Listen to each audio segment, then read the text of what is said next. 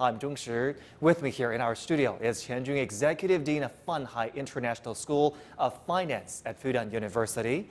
Professor Qian, always a pleasure to have you. We'll talk more in depth later. Make sure you stay with us on our special program. First, we take you straight to the Trade and Service Pavilion, where CGTN reporter Dong Xue is on standby. Dong Xue, you heard Pandan there, and that's what we are both curious about. How do you visualize services at the pavilion? That's got to be a challenge for the exhibitors. How are they doing?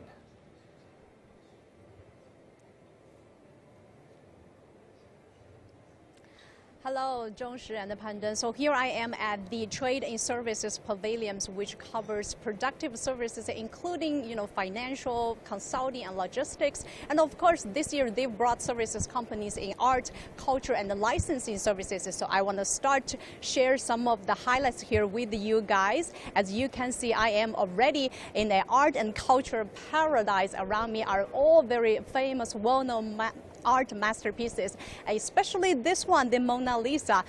It caught my eyes on the first day I got here. Well, of course, obviously, it's not on loan from the Louvre. If you take a closer look, it's actually a suzhou embroidery. Instead of like brush strokes, this one used a needlework with a very traditional Chinese craft art skills. Well, you would say it's like a combination, skillful combination between the East and the West. Well, products like this, combining foreign intellectual property with the Chinese traditional handicrafts is a big thing among especially younger consumers here in China. So how popular is it? Joining me today is Nancy Zhang, the Deputy General Manager from Alifish.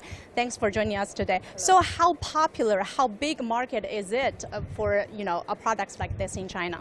Actually, China's GDP per capita has reached to over $10,000 in 2019, and the consumption for such culture and creative products had a significant growth in the past few years. According to the industry report, the retail value of licensed products had reached to 110 billion RMB in 2020. But comparing with the international market, we still have a great potential to grow in upcoming years. And we know there's a lot of foreign intellectual properties we can choose, but why Mona Lisa, and how long does it take for the artist to make a piece like this? It actually took her over 3 years to finish this piece. Before started, she visited Louvre Museum over 3 times. As you can see, she wants to express the Western artistic content through the traditional Chinese embroidery techniques. I see. Just as I mentioned, it's like a skillful mixture between the East and the West, if you want to say. Yes, definitely. Thank you. Thank you so much. Well, let's move on. While we are moving forward, I want to share some of the data with you guys. According to data released by Chinese officials from China's 13th five-year plan, timing period ranging from 2016 to 2020, China's trade in services has reached to $3.6 billion, almost a 30% compared to the previous 5 years. Well, lots of domestic companies have a huge contributions to that, and among them is the Costco Shipping, which is one of the world's largest shipping company. Well, earlier I talked to the head of the company. He told me, the company made its name in 2016 again when they purchased a 67% stake of a Greek port of Piraeus. And also after the acquisition, they've helped to provide over 3,000 direct jobs and 10,000 related service jobs in local community. And today here I am, we're going to say hi to Mr. Savis from the port. Hello, Mr. Savis. Good afternoon to all. We are located to Piraeus Port Authority headquarters, and on the back you can see the view of the passenger port. This is the fourth time for Costco Shipping Piraeus Port to participate in the CIIE. Every time that we attend the CIIE, we can deeply feel the new achievements of China's national construction and economic development. In particular, the CIIE was held safely and smoothly in the face of the epidemic in other parts of the world. Fact that demonstrates China's excellent governance and strong economic development. Through the CIIE, the Piraeus Port Authority will better showcase Piraeus to the friends from all over the world.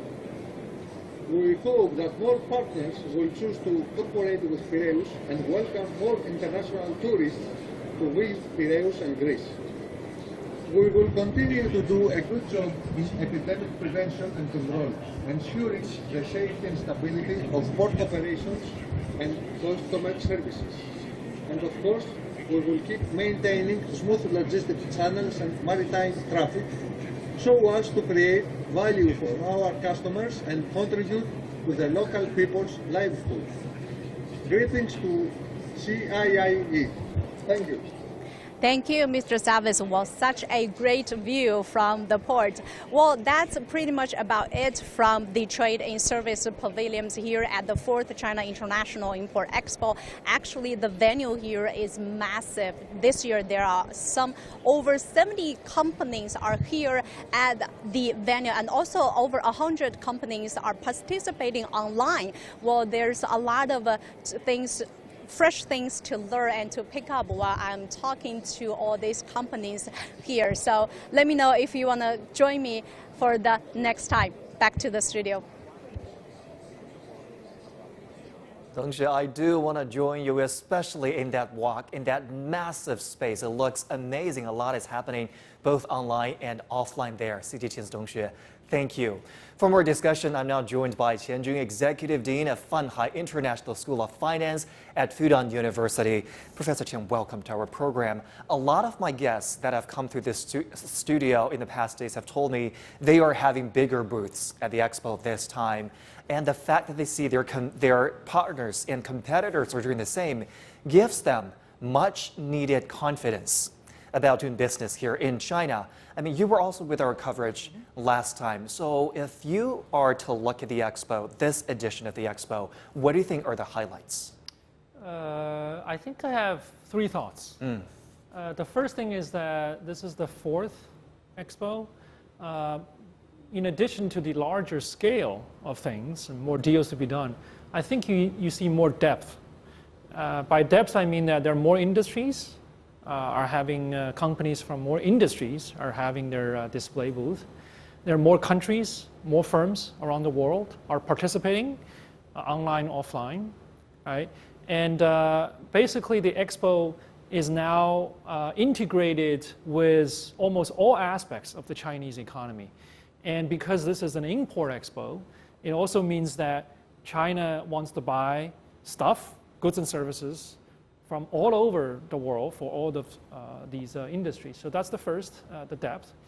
The second thought I have is that because this is the second year that we're doing this under the influence of the pandemic. Last year, I was also at the studio. We heard stories that, especially a lot of foreign companies, exhibitors, they were scrambling to put together an exhibition booth. This year, they're much more experienced. You can either do a virtual one if you have restrictions coming over. So, if you will, this is now the new normal of having a very large exhibition expo like this. And we see that things are running very smoothly, and that's very important because one never knows when the pandemic will be fully over. And finally, and this is probably the most important, as you pointed out, I think in the current time, there's actually a lot of uncertainties for the global economies. Inflation risk, global supply chain is still in disorder. So among all these uncertainties, it's very important for global suppliers to see that this large event is going on, more deals are signed. Very importantly, China continues to open its door. China wants to buy stuff from the world. And to everybody, this is very important. I do want to press you on that. When you say that this demonstrates China's desire to continue to buy, and it has organized as a great platform for whoever wants to do business to showcase whatever they have, services, goods. It goes to show China's commitment to provide high-level opening up. It's not just opening up, it's high-level. Help us understand what high level means here, and one expo doesn't cut it. You're going to have to continue with other measures to make sure that this high level is sustainable, Absolutely. if you will. Absolutely. Actually, President Xi, during last year's speech and this year's speech, both times he mentioned this high-level opening. To me, this has very important meanings from different aspects. High-level opening means not only we're opening for foreign manufacturer and service providers to sell their goods and services in China, it means we're providing a better environment for foreign companies to do business in China. I'll give you an example of financial institutions. There used to be a restriction on the shareholding percentage by foreign institutions. There's no such restriction anymore. So foreign banks, foreign wealth management companies, they can set up China headquarters in Shanghai, for example, with wholly owned subsidiaries. And this is quite important for them to do business in their way in China. So that's an example of high-level opening. We're making it easier for foreign companies to work and make money in China. Second of all, high opening is also important by China's efforts of lifting our own standards in terms of opening. So people talk about RCEP, this Regional Comprehensive Economic Agreement. The largest trade deal. We know that right now, more and more countries are going to legally approve this agreement, and we'll see implementation starting next year. So this is very good. But RCEP, by and large, are about tariffs for goods sold. We also know that China wants to join more organizations, for example, CPTPP. If you compare RCEP and CPTPP, CPTPP is not just about tariff reduction for goods sold. It also includes services. It also includes, in a digital world, how are we going to share data? How will data move across borders? So by the willingness for China to joining in an organization like CPTPP, that shows the commitment for China to raise its own standards of attracting others to do business, but also raise the Chinese company standards doing business in the global world. Professor Chen, it's wonderful to get your insights on this topic. I'm afraid that's all the time we have, so I'll leave you there. But thank you so much for coming in today. Thank you. And Double 11, the world's largest shopping event, will start following the last day of the China International Import Expo. And this year, exhibitors are looking at how to make the shopping experience even more convenient, both online and offline. CDTN's Chen Tong takes a closer look. What if something catches your eye whilst you're touring an exhibition hall? Well, it's as easy as scanning a QR code, which then leads you to the online shopping mall where you can enjoy all your Double 11 discounts. It's not the first time products displayed at the Expo are for sale during the Double 11 shopping festival. But this year, vendors are making purchasing their products much more easier. Sportswear brand Skechers has been attending the China International Import Expo for 3 years now. But it's the first time they put a QR code beside each product, allowing attendees to purchase the products that interests them in an instant. Last year, during our exhibition, so many customer visitors has expressed that they want to buy our products. So it's an inspiration for us. We want to bring the online shopping experience. We want to integrate online and offline here in our expo. And the sellers' enthusiasm is stemming from the increasing popularity of imported products in China. Data from the e-commerce site Tmall shows that from 2019 to 2020, sales of imported products recorded an increase of more than 47% during the Double 11 festival. And displays at the expo this year have become an impetus for local visitors to buy. I saw many new items like food, clothes, and shoes, which definitely piqued my interest. I saw some stuffed toys that I want to buy. I'm going to compare the online and offline prices first, though. In addition to Skechers, there are many international products making their debut at this year's Expo and Double 11 Festival. Huge brands like L'Oreal, P&G, and Estee Lauder will be showcasing their CIIE exhibits on Tmall. Build their new products at CIIE and sell them on Tmall. This has gradually become a regular routine for foreign brands to enter the Chinese market.